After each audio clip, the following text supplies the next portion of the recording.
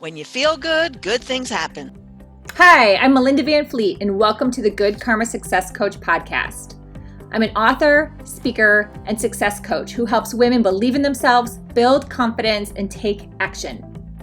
In 2009, my husband Ryan and I were laid off at the same time, and we moved to the Florida Keys without jobs, not knowing anyone, hardly any money, and we never even been here. But we made it. And now, not every day is sunshine and rainbows, but we're living our best lives. All along in our journey, I've always said that someday when we get our shit together, we will help others. So each week, my intent is to be relatable and bring you tactical tips, tools, share my learnings and stories that can help inspire or transform you wherever you are in your career or general life and make an impact. I strongly believe that if I can do it, you can do it too. So what's stopping you? Real quick, before we begin, I am super excited about the release of my first book, Confidence Mastery for Couples, a roadmap to a more intimate relationship. And this book releases March 9th. Stay tuned for more about it and other confidence-related books that I will be releasing every 3 months. And I'm going to put a link to my website in the show notes. Now on to the podcast. Thanks in advance for listening. Welcome everyone to the Good Karma Success Coach podcast. I am so grateful that you have decided to join us today. I have a very special guest. She is a #1 international bestselling author, speaker, happiness coach, and she's just an expert at choosing happiness, which in the new year, I think we all need a reset. And having her on, I am just so delighted. So welcome, Terri Lynn. Thank you so much, Melinda. So happy to be here. Awesome. Do you want to fill us in a little bit on your background? And I know I've read your book and know the story of how you thought of your book, but I would love for you to share it with the audience because it's a very cool story. Okay. Well, I've been in the automotive business for over 30 years, and most of my time has been spent as a sales manager in Highline stores. And at one point, I worked in a small store where everybody had nicknames.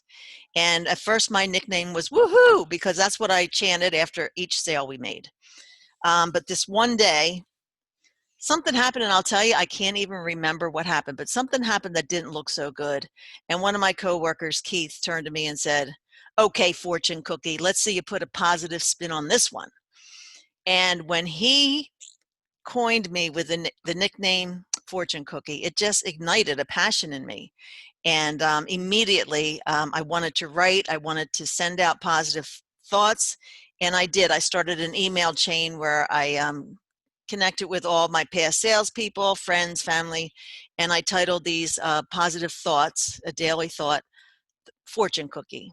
And eventually that became my daily fortune cookie, my daily positive saying on my Think Happy, Be Happy Facebook page. And eventually I wrote a few books, and that turned into my 10 Minutes to a Happier You, Start Your Day in a Positive Way, which became a bestseller, which I'm very excited about. Wow. Yes, because you just launched it in October. So Correct. Congratulations. Thank you. Cool. That is very cool. And, you know, I grew up loving fortune cookies. So I think that's actually when I saw the connection on Facebook through a friend, and I was like, oh my God, what a great title for a book, especially when you resonate with the fortune cookies, right? Yeah, the funny thing is when I was writing the book, the working title was called Today's Fortune Cookie, and somebody said to me, "It sounds like a recipe book." I'm like, oh, Yeah. I don't want people to think that. So then I switched it to 10 Minutes to a Happier You, which is what the exercise is all about. Yeah, no, and that's a good point. I was talking to someone earlier, and it's funny how your mind goes, and some people like can get it and resonate right away, but then you have to think broader. And yeah, your friend was probably giving you some good advice. Yeah.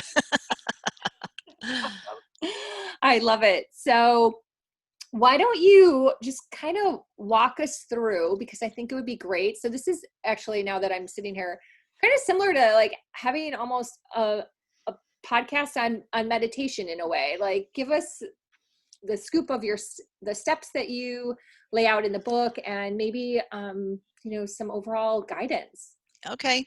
So as a sales manager for more than 20 years, I coach people, and in sales, in life in general, but especially in sales, if you really want to succeed, you need to stay positive. Nobody wants to come in and buy a car from a Debbie Downer, and Mm. people can pick up on energy. We are all connected that way, and I'm big on energy, and I feel we're all responsible for the energy we bring to life. So as a sales manager, I would coach people, and over I would hear, I would always suggest people meditate, because when I started meditating, immediately I felt the singularity of thought, where all the static just eventually disappeared, and your mind becomes your own. And I heard from so many people, well, I don't have time to meditate, or I can never quiet my mind. And I just got so tired of hearing that, because anything worth doing is worth doing poorly in the beginning. If we all sat down and could just meditate instantly, you wouldn't need to meditate if we were at that level. But it takes work and it takes time. Like, of course, you can't sit down and just quiet your mind immediately. It takes work.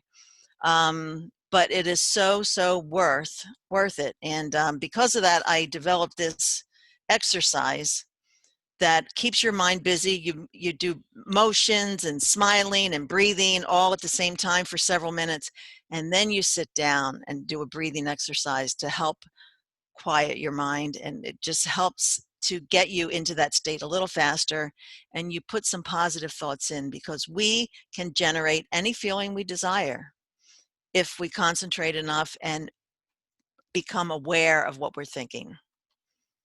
And that's where it all starts, Melinda. Yeah, that's amazing. I was listening to something last week. For my audience, they all know that I love meditation and I started meditating in 2018. But what I was listening to was someone talking about that people might be afraid of meditation, right? Because it might seem overwhelming or daunting. So they use certain excuses. So the excuse of, I don't have time, or I can't do it, or my brain's too busy. But underlying, they might just not understand it, or it might just Right. be scary to them. Well, it does bring up different things. When you learn to meditate and get into deeper and deeper levels, it does bring up past pain. It does bring up past memories. But the thing is, it helps you release them. Mm. I lived with a limiting belief for years, and I held down pain and things, and just I still focused on being happy, and I was happy on the upper level, but deep within, I held this sadness and pain, because in my mind, this pain is never going to go away, because that time in my life is never coming back, Mhm. and that was a limiting belief. And I once I released that, I was able to write and talk about the things. Before that, I wanted to write. I would sit down. I could never get to the core emotions. Mhm. But once that release came, it just changed everything. So I urge people to face their fears. There's nothing to fear but fear itself. Um, but it does bring up different emotions from the past, but that's how you heal. Right, right. Is that what your first book is about? You might. Exactly, yes. My first book is titled Journey to My Soul, Following Divine Navigation. And I lived through a very tough time, a 10-year period of emotional pain. And there was nothing I could do about it. And I just had to decide to be happy and live with the hell and get past it. I knew there was a time period, and I knew there'd be an end to it. Um, but I consider it a hell that I lived through. And I just locked those feelings down. I focused on something positive, and I got through each day. And Mhm. I'm very grateful. To me, that's one of my biggest successes, is that I've been able to be happy no matter what's going on in my life. Mhm. But because of that, when you bury emotions and things like that, it comes out in other ways. But once that 10-year period was over, that's when I started my meditation. In 2007, I started to meditate, because I was so grateful to God, the universe, whatever you want to call that energy out there, for carrying me through that terrible time. And I started meditating, and I dedicated an hour a day. which is a lot. But I'll tell you what, it just released everything. And following divine navigation, we all have this built-in navigation system. If you tune into yourself, you can certainly use it. But of course, you need to have a goal set. And my goal at that time was to become as close to the creative power of the universe as humanly possible. And I'm still on that journey. Wow, that's amazing and beautiful. Thank you for sharing that. Mm-hmm.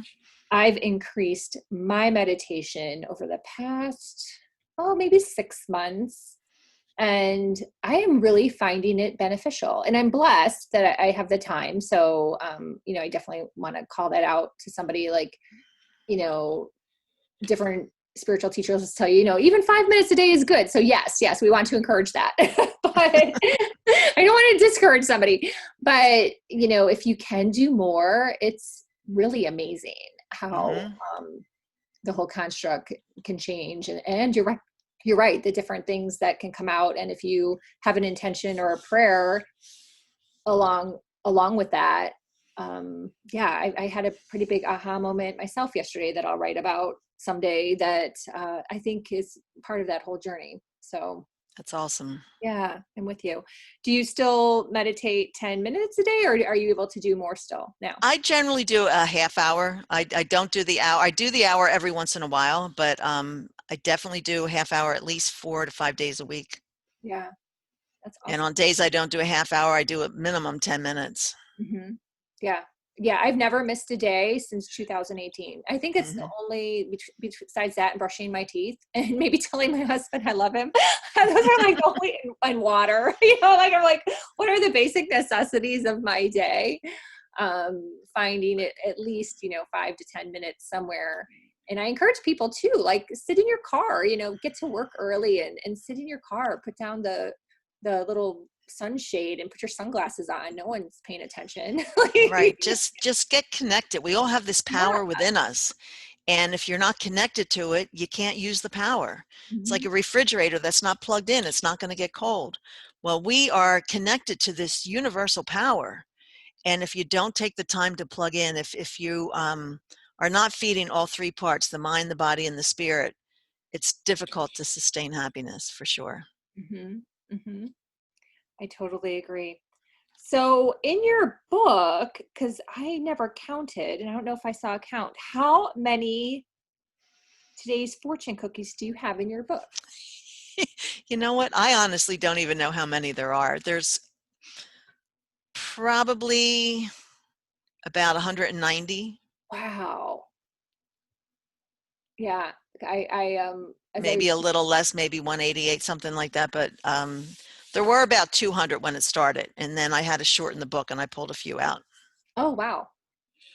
Wow. And I think that's really cool that you collected them over the years. And how many years ago did you start? I started in 2009. Wow. I started sending out the email. My Facebook page was started in 2012. Okay. Where I do that, and I do it on Twitter also.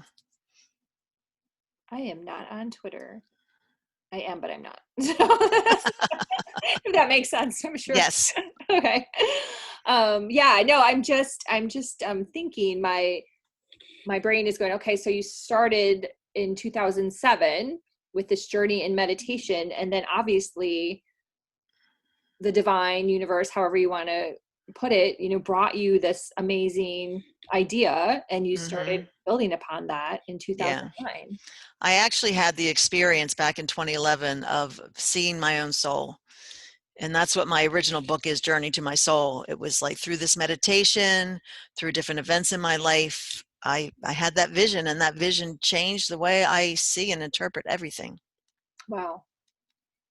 Wow. Can you explain that a little bit for somebody that might be new to trying to understand the concept? I know I've had Deborah Lupien on several times, and we talk about soul introductions. And so I'm hopeful that if someone... Well, we are all beautiful souls. And unfortunately, we all get caught up in the material, and the material is the smallest part of us. Mm-hmm. Yes, it's who we are, and it's how we, walk through this life, but this life is just a small part of who we are.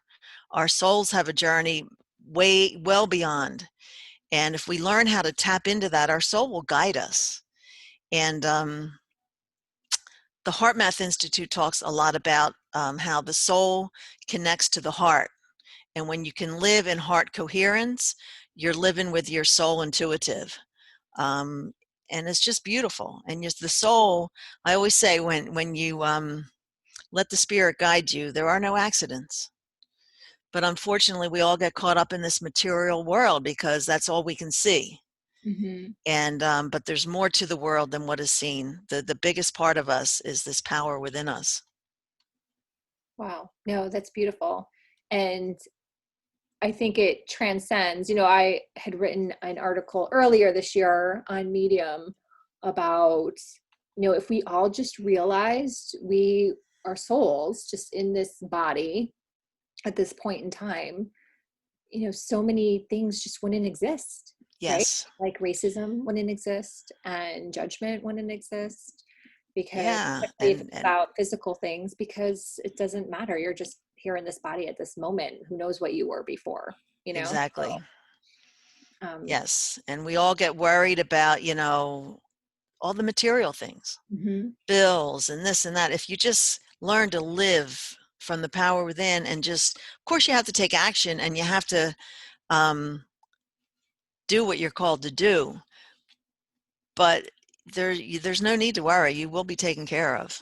Yeah. And if anything, I mean, the majority of people, well, that might be a big statement, and I hate to speak out of turn, but Ryan and I'll just circle it this way. Ryan and I are writing his newsletter for his community, which is Good Karma Sport Fishing. It comes out on the 1st. And, we've had a rocky year in regard to COVID. Obviously, the Keys were shut down. We've had a bad weather year for the charter business. My business, in regards to the sales business, was definitely upside down. And I had a major change in September, but we're still here. I'm still all right. Like, we're good. Like, it's just, you think of all those things, and luckily we know better and we don't dwell on them. We have done that work because we were laid off at the same time in 2009, but still, regardless, it's amazing when you think about it, just what you're saying, like all the material stuff, at the end of the day, you'll be all right. Like, well, Yes. I'll get through this. So, well, the funny thing is, when I wrote my first book, I was out of work. Back in 2010, the company I worked for, I was a general sales manager in a BMW center, and the company I worked for got sold out, and the new company brought in their own managers. So I was out of work because at that time, so many places had closed down. There were so many good qualified people in the car industry looking for jobs because of 2008, 2009. And I was out of work for 22 months. wow. Searching for work the whole time, but there it gave me the time. That's when I went through this cathartic release of emotions through meditation, and that's when I started really able to write my book. And the funny thing is, I was out of work for 22 months, looking for work the whole time. The minute I sent it to the publisher for publishing, 2 hours later, I received a call and a job offer. Oh my God, I love that story. Wow. Yes. You were meant, I have the chills. Yeah, it was just meant to be. You're meant to write that book, girl. Wow. Mm-hmm. Oh my God. Not only that, but the cover of that book is a vision of an eye, is a vision I had a dream of. The dream was so profound. I knew it meant something. I didn't know what. This was way before I even wrote the book. And I even talk about this dream in the book without knowing what the cover was going to be. And here that dream vision became the cover of the book.